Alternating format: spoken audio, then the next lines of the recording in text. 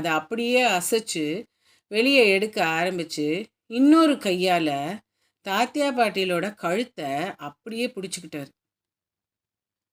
தாத்தியாவுடைய அந்த முண்டாசை வலிச்சு இழுத்து, முண்டாசுங்கிற தலையில் கட்டுவாங்க இல்லையா, அதை பிடிச்சி இழுத்து என்ன பண்ணார், ஒரு நெருப்பு குச்சியை கொளுத்தி அந்த குழியில் தூக்கி எரிஞ்சார். எல்லாரும் பயந்துட்டாங்க. ஏன்னா பாபாவோட கண்கள் அப்படியே எரியிற நெருப்பு மாதிரி இருந்தது. யாராலையுமே அவரை பார்க்கவே முடியல. அந்தளவுக்கு தைரியம் யாருக்குமே கிடையாது. எல்லாரும் ரொம்ப பயந்தாங்க.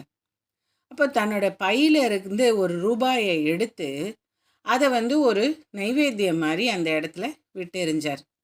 இதுதான் பாபாவோட சீக்ரெட். ஏன்னா அவருடைய கையால் அதை ஒரு நிவேதனம் மாதிரி அந்த பூமிக்கு கொடுத்தாதான் அந்த இதுவே நல்லா வரும். அதுக்காக பாபா இந்த மாதிரி